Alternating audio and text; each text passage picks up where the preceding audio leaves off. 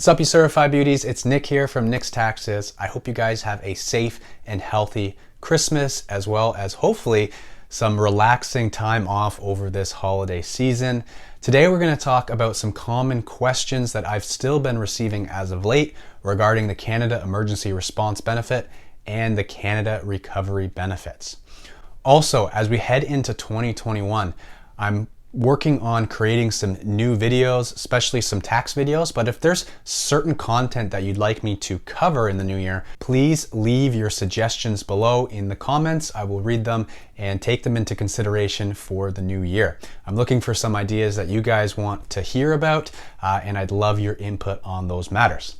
As always, if you're new to the channel, please consider subscribing. I make videos on the CERB, Canada Personal Finance and Tax. So if that's of interest to you, please hit that subscribe button. And as always, if this video is giving you value, please hit that thumbs up button. Just helps my channel a lot. I'd really appreciate it. Thank you very much.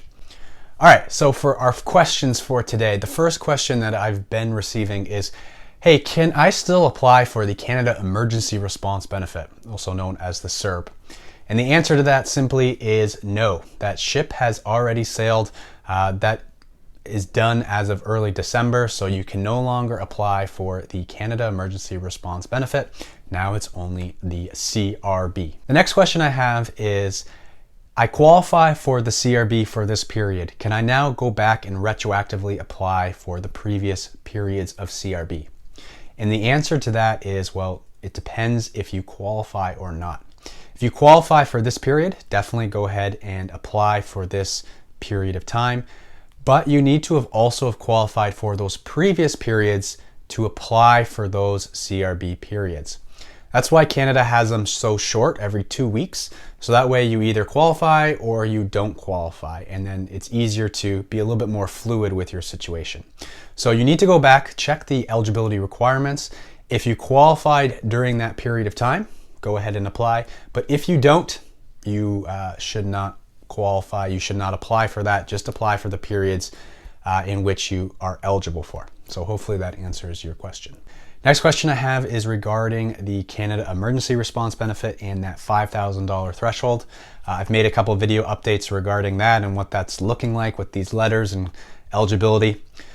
Big question I've been getting is, hey, I made $5,000 in the previous 12 months of my application, but it wasn't $5,000 in 2019.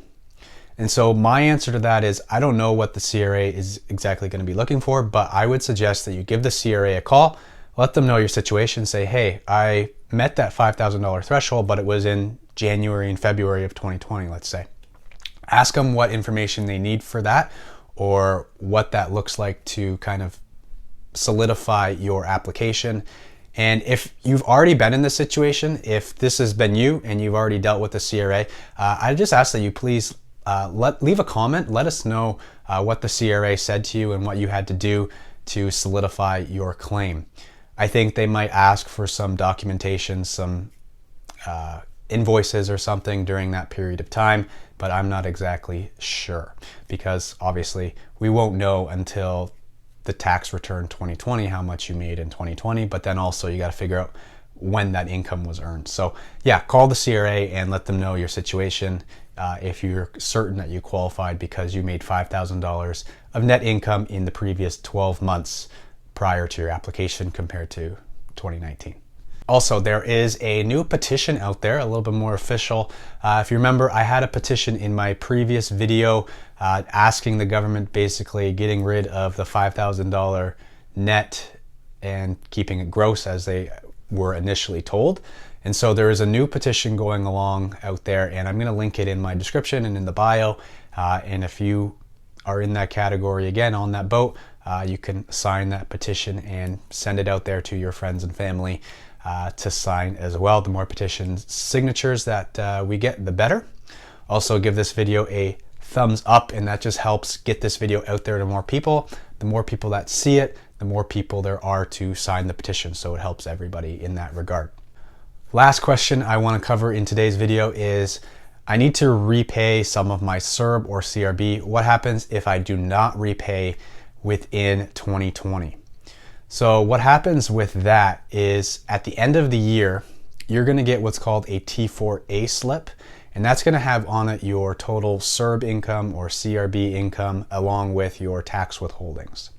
And if you don't repay a certain amount of CERB in which you need to repay, then it's going to show up on your T4A slip.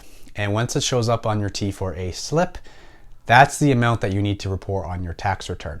Because these benefits are taxable benefits, you will ultimately end up paying tax on this income. What that looks like when you repay that amount, I'm not sure yet. I haven't seen any clear answers regarding what that looks like. If you've already paid tax, will they refund you a portion of the tax? I don't know, I doubt it, but we'll see. I say if you have the money available and you need to repay it, I would suggest you do so now before the end of 2020. All right, so those are the major questions that I have been receiving as of late. I hope this gave you some value, hope this helped you out. As always, I have a bunch of different CERB and CRB videos out there. If you have any questions, I suggest that you watch those videos first. I cover a lot of information, answer a lot of your questions in those videos, so just watch them. Also, I am not the CRA, so I do not have any ruling saying, hey, you qualify, or hey, you don't qualify. So if you do have any questions, I can answer general questions or maybe some clarification questions in the comments below, but I can't answer your personal questions. So I just suggest if you have questions, don't contact me personally, contact either the CRA or put them in the comments below, and kind of let's get a whole group of people looking at those questions and maybe working together to answer them, because I don't have all the answers. So that's today's video. Again, I'm Nick from Nick's Taxes. I hope you got value out of this video. Have a safe and happy holidays, and as always, happy taxing.